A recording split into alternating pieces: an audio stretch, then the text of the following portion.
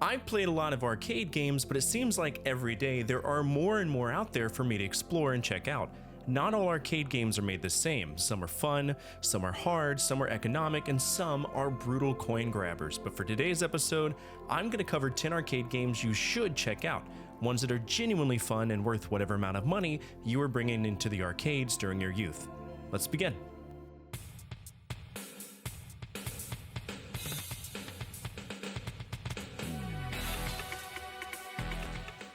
Oh, 194X, the series that got me into the vertical shooter world. I do want to apologize, there's going to be quite a few on this list, that's just how the cookie crumbled for this particular episode. You remember 1942? Great game, phenomenal arcade title, and a fairly decent NES game considering it was made by Micronix. 1943? Tough game, fun, but tough. Then we had 1941, The Counterattack, and it was still such a badass game. Now we're on the fourth game, 19XX, The War Against Destiny, a stupid name for a traditional game. To me, it's very much what we would expect from arcade shooters of the era.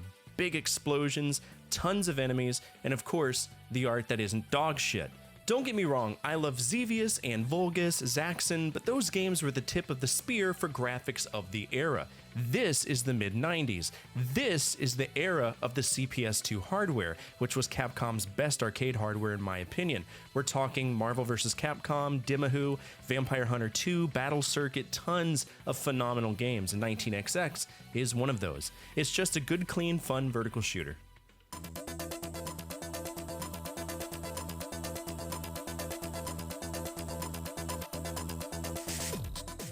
I love Tetris. I will always love Tetris. Throughout my life, that game has been the puzzle game of choice and of standard in my life, and nothing will ever change that.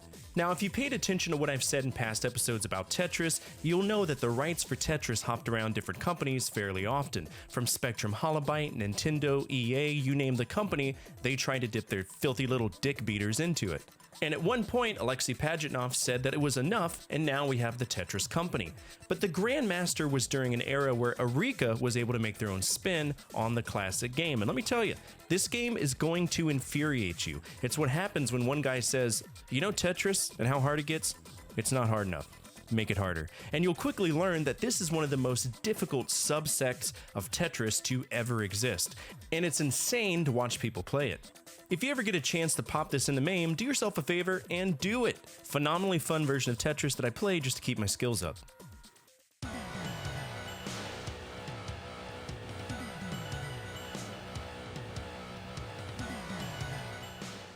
I don't get to talk about Taito vertical shooters often because I simply haven't played that many. When I think of Taito, I think of Bubble Bobble and of course Space Invaders, but a few years ago, when I was sponsored by Antstream, I checked out this game called Grid Seeker Project Storm Hammer. It takes place during an alternative futuristic Persian Gulf War era, and the idea is that because the era of war went for so long, natural resources are incredibly scarce. To protect the resources that remain, or in some cases to take other nations' resources, the bad guy created a satellite that can reduce the other countries to dust, and there you go, we gotta destroy it. There's really not much to say outside the fact that this game is really fun, and in some way it reminds me of R-Type if R-Type was vertical.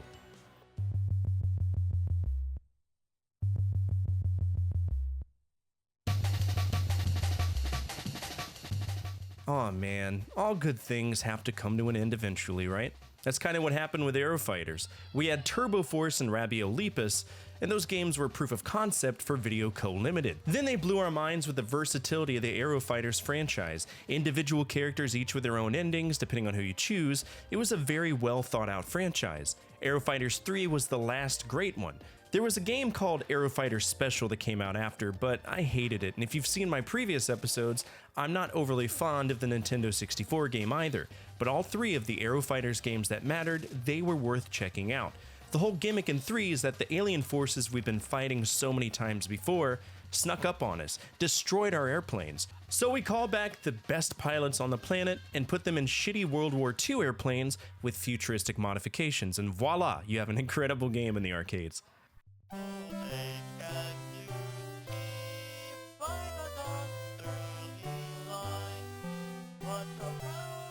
You know, for a long time, I didn't like this game. Then I started playing other versions of Double Dribble, and honestly, I kind of liked the game.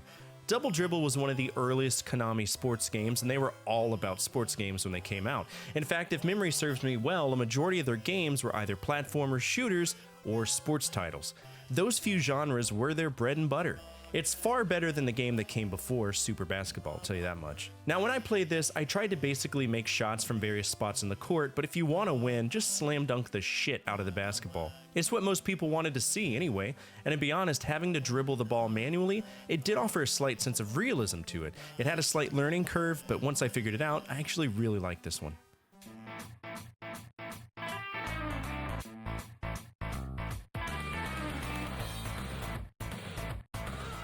Well, good news, this is the end of the arcade lineage for the 19XX series, and it's a shame too, because I love this series.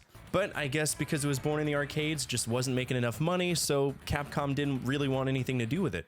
The only other game in the franchise is a remake of the first game known as 1942 Joint Strike, which I haven't played.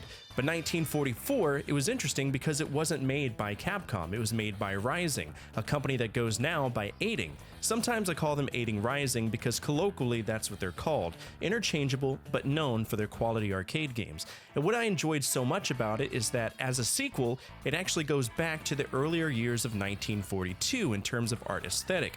There's none of this futuristic massive explosion bullshit, it's World War II planes defeating seemingly endless waves of enemies, and for the last arcade entry for a legacy franchise, this is a great one.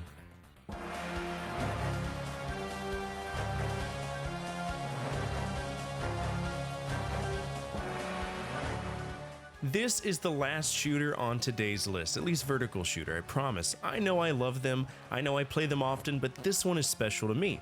The original Donpachi, it was alright, but it was my introduction not only to Cave as a company, but also to the concept of bullet hells, you know, the subgenre of shoot-em-ups where the difficulty is astronomical and there's an unfathomable amount of bullshit on the screen.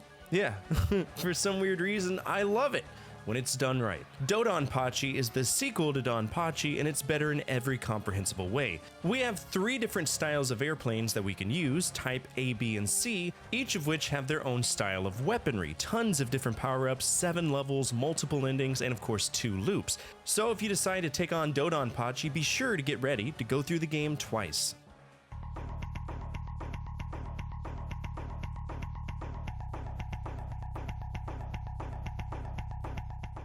A long time ago, I was playing tons of WWF games to parlay up to the games that LGN did, and one of the games that I played was WWF Wrestlefest. Now, if you know me, I'm not a big fan of older wrestling games. They're just boring as fuck to me and all over the place in terms of game design, but for whatever reason, this one is solid. So good job, Technos. By the way, this is the follow-up to WWF Superstars, which was okay, but the AI gets a preference for literally any move that happened, and that kind of pisses me off. WrestleFest, though, absolutely cool game. It even has voice samples from Mean Gene Okerlund. And I know it might not be the prettiest game, but for what it is in the early 90s in the arcades, this is pretty cool. And many folks consider it one of the greatest wrestling games of all time, for good reason.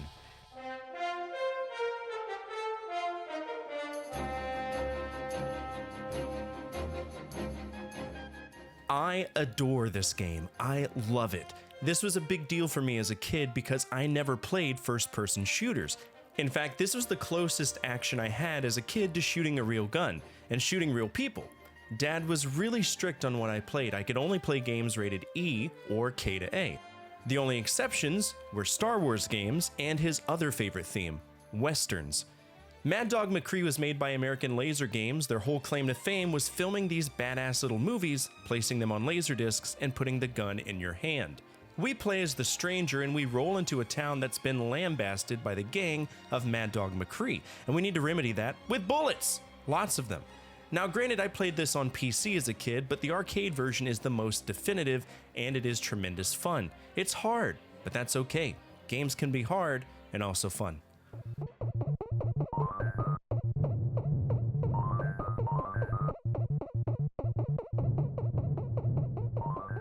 Well, it was only a short time before one of the greatest arcade games of all time showed up, Donkey Kong. How many of you played this in the arcades when it came out? Was it all that it was cracked up to be? Was it worth the hype? I always found it interesting to hear about your first experiences with these amazing games, so feel free to tell the community down below. Donkey Kong itself, though, rather simple game. It's like A messed up rock, paper, scissors. Horny monkey wants girl, girl wants man, man wants monkey. It sounded a lot more legal in my head.